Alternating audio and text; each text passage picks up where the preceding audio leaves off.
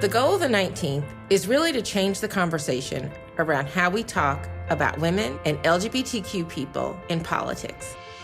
We are firm believers that all issues are women's issues. Our readers are people who want to be better informed and better able to participate in democracy. We're aiming to change the future of American journalism by giving women and the LGBTQ community the platform and the voice that they deserve. There's never been a better moment than right now. The 19th is the newsroom that we've been waiting for. Hi, everyone, and welcome to Live with the 19th. I'm Amanda Zamora, co-founder and publisher of The 19th, an independent nonprofit newsroom that aims to empower you with the information, resources, and community you need to be equal participants in our democracy. Let me start by saying Happy Women's History Month. To mark the occasion, The 19th is sitting down with one of the nation's most accomplished economists, Janet Yellen.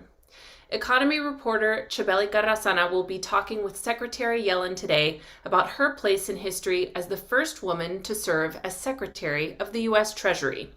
She'll also explore the impact economic policy can have on the daily lives of women, families, and LGBTQ+ people in this country. Whether you're concerned about the price of milk, your next paycheck, or the stock market, this conversation is for you. Before we get started, we'd like to thank our exclusive sponsor, Principal Foundation, for making this event possible. Here to share a few words is Beth Wood, Chair of the Principal Foundation's Board of Directors and Chief Marketing Officer for Principal Financial Group. Principal Foundation is thrilled to be part of the 19th commemoration of Women's History Month. Every March, we come together to acknowledge and celebrate the number of ways women from all backgrounds have, notwithstanding the odds against them, helped to advance our world and move us closer to a fuller, more inclusive expression of our humanity. We also hold this space this month to grapple with a tough reality. The world that women literally birth and shape still fails to implement policies and practices that promote women's well-being. Nowhere is this reality more obvious than in the area of financial health. The Financial Health Pulse report has consistently demonstrated a substantial gender gap in financial health, with women reporting significantly lower levels of financial security than men. Since the pandemic, numerous reports have presented robust evidence that women were and are more likely to be unemployed than men, with mothers of young children reporting higher unemployment and labor force exit rates than men. The long-term implications are clear. The pandemic has exacerbated inequalities between men and women in occupational attainment, lifetime earnings, and economic independence. I trust that today we will hear about policies the government could implement to help address some of these issues that drive women from the workforce, such as the recent efforts to significantly bolster the care infrastructure. But financial brands could help as well.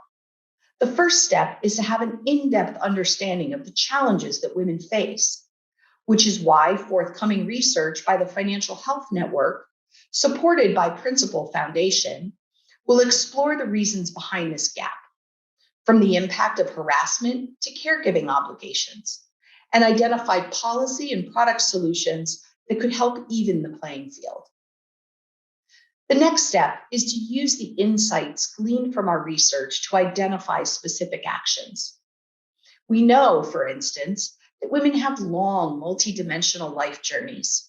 We need policies and products that empower women to live their wildest dreams, that allow women to fulfill the multiple roles that arise and diminish over the course of their lives, and that provide ways for women to earn, save, and invest enough to fund the longer lives that women tend to live. Thank you to the 19th for providing a platform for us to have these discussions and to explore ways for creating a better future for all women. A quick reminder that while sponsors help keep the 19th events free to attend, they play no part in the programming of these conversations. As we get started, I hope you'll share what resonates with you on social media using the hashtag the19thlive. And if you're not subscribed to our free newsletter, you can do that now at 19thnews.org/subscribe. And now, I am delighted to introduce today's speakers. Janet Yellen is the 78th Treasury Secretary of the United States. An economist by training, she took office after almost 50 years in academia and public service. She is the first person in American history to have led the White House Council of Economic Advisors, the Federal Reserve, and the Treasury Department. Chabeli Carrazana, economy reporter for the 19th, will moderate. Chabeli? Well, Madam Secretary, thank you so much for being with us. It's a volatile time in the US labor market and economy, particularly for women and LGBTQ plus folks who are lagging behind in the recovery, but who are also leaders in what could be a moment of foundational change for the way we view work in this country. I'm really excited to break that down with you.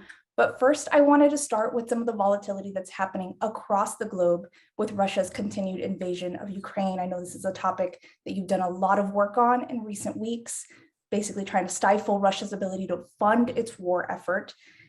But we are seeing some of those effects here at home. The cost of a gallon of gas, the average price, rose over $4 this week. And we know that that is going to hit the lowest income Americans the hardest, particularly women. Cecilia Rouse, the chair of the Council of Economic Advisors, recently called the spike in gas prices the biggest concern economically in the short term. And so I'm wondering, Madam Secretary, if you can talk to us a bit about how you are weighing the sanctions with Russia with some of the economic effects at home for the most vulnerable Americans. Sure, happy to talk about that, Chabela. First of all, let me say what's happening in Ukraine is absolutely tragic. And my thoughts are with the people of Ukraine as they're fighting back against a truly unprovoked invasion of their homeland. We indicated to President Putin that actions of this type would have significant cost to the Russian economy. And we've put in place sanctions, working very closely with our allies to make sure that that's the case. I want to emphasize that we are working very closely with our allies. And if anything, this unprovoked attack on Ukraine has brought together the world's largest democracies to work together to make sure that we are united in responding.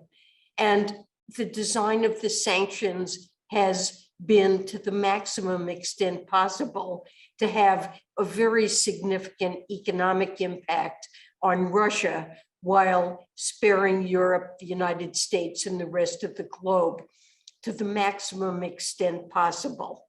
I think we can see that the sanctions we've put on Russia jointly with our allies have virtually cut Russia off from the international financial system and are provoking a great deal of pain in Russia. The ruble has plummeted, interest rates in Russia have soared, and it's becoming extremely difficult for Russia to conduct transactions. But, you know, President Biden was very upfront with the American people. He told Americans that Putin's war would not be painless.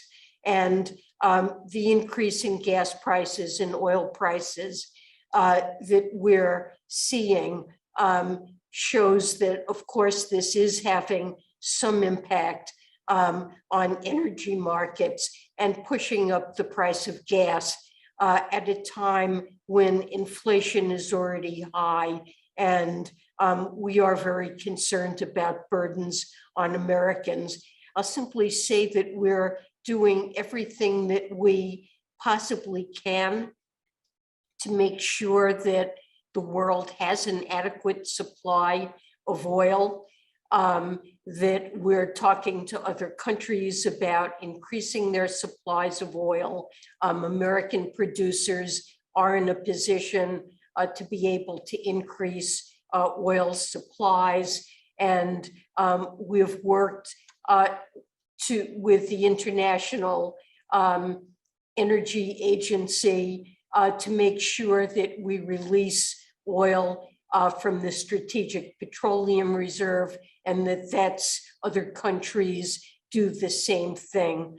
The administration is committed to releasing more than 90 million barrels from the Strategic Petroleum Reserve this fiscal year. So we're doing everything that we can to spare Americans the pain of seeing their energy and gas prices rise, but there obviously has been some impact. Thank you for that, Secretary. You mentioned inflation, and I do want to talk about that. The pandemic, I think, has been a story of inequity. At the 19th, we've traced how gender and racial inequity has deepened disparities during this time. This is now layered with high inflation. As I mentioned earlier, the lowest wage Americans are spending the largest piece of their income on the places where we've seen these huge inflation hikes: housing, gas, groceries, utilities. And so I'm wondering, are you still confident, given the recent updates, that we will get to about 2% inflation by the end of the year, as you've stated before? And how concerned are you, Secretary, that the inflation spikes of the past year will exacerbate these inequities when we look at the long term, even beyond 2022? So I'm certainly concerned about inflation. President Biden is as well. We know that price increases like this really are straining the budgets of many families. And the president, in his State of the Union, laid out plans to tackle these price increases. It's important to realize that the United States is not alone in seeing high inflation. Developed countries around the world are experiencing higher inflation. The Federal Reserve and monetary policy play a critical role in dealing with inflation, and we certainly support an independent monetary policy and the Federal Reserve in taking actions. On the supply side, we're seeing so many supply chain disruptions and working hard to do everything that we can to mitigate them. But I think it's also important to put the inflation in context. It's important to realize that the pandemic imposed just an enormous negative shock on our economy. And we saw unemployment rise into the double digits. And the steps that President Biden took, the passage of the American Rescue Plan, which is we're about to celebrate the 1-year anniversary of that. In terms of the job market, this has had an extraordinary effect. The president, in his first year in office, created 7.4 million jobs. If you remember the 2008 financial crisis, it took almost a decade to recover from that.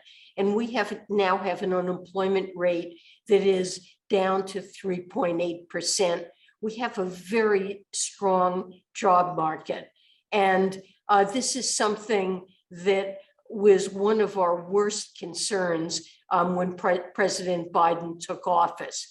So on that side of GDP returning to and beyond pre-pandemic levels and the performance of the job market, we're really seeing important successes there.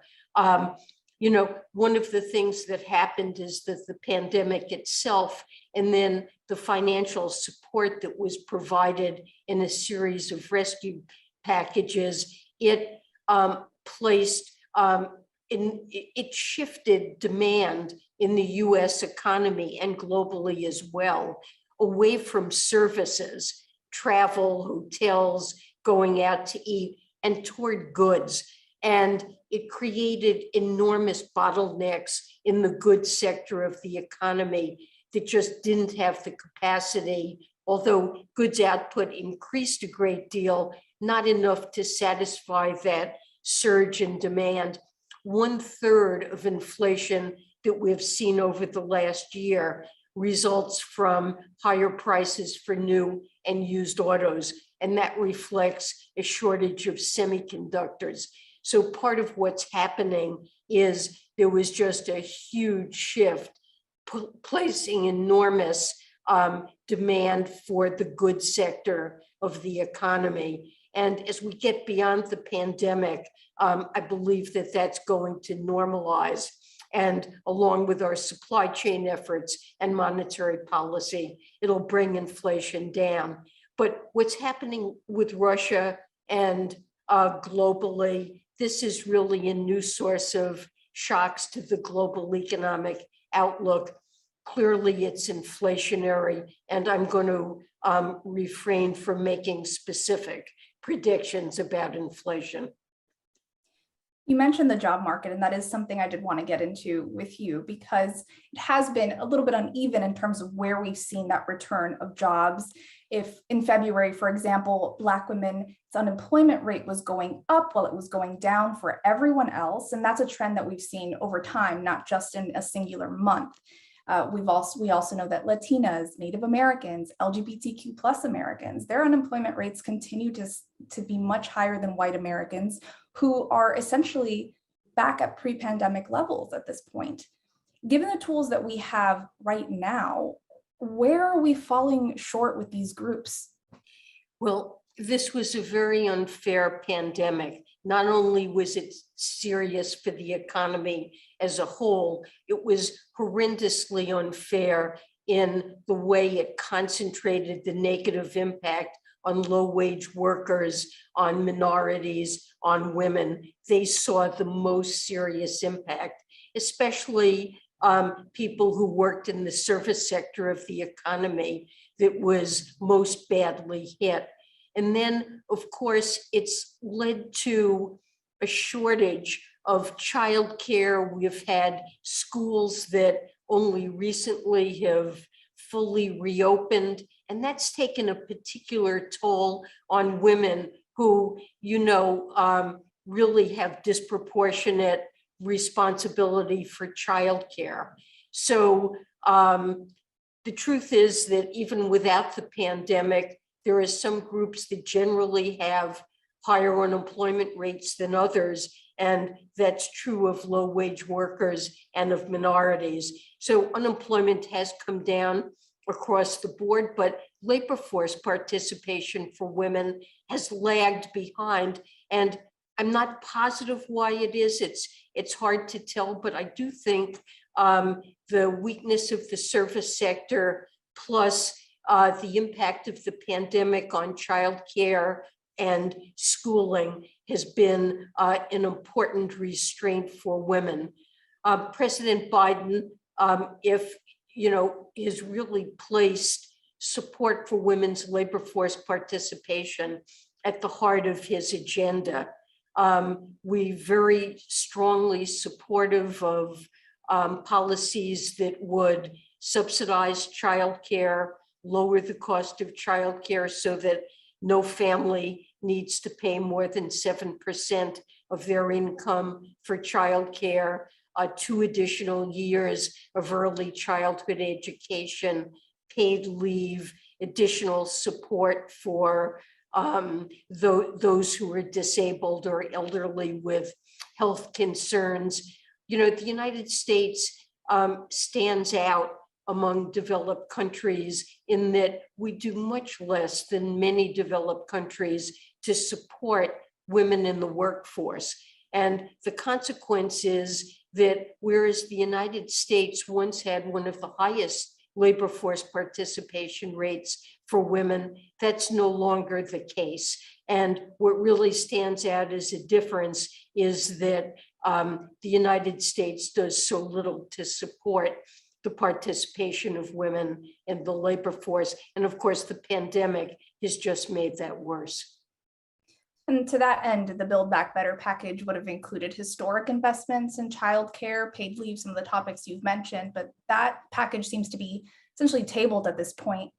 I'm wondering, Secretary, do you fear that in this moment where we've talked about childcare possibly more than we ever have as a country, that it will result in just that, talk, but not really any action?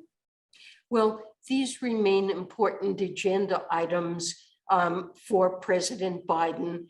He's discussed them all in the State of the Union, and I'm hopeful that some legislation will be passed enabling us to move forward on those priorities. It's only 1 year into the Biden presidency, and I definitely remain hopeful about many of these items.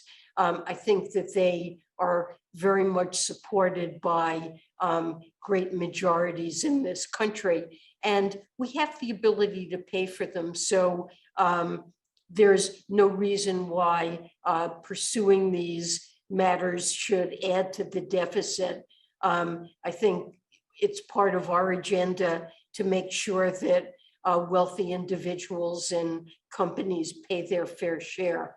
And so it should be straightforward to raise the revenue to finance expenditures along these lines. One thing I did want to touch on with you is representation. Absence of representation is part of the reason we've seen some of the disparities we've talked about thus far, and it is Women's History Month, and I didn't want to let it pass without noting that your achievement as the first woman to lead the Treasury Department cannot be understated.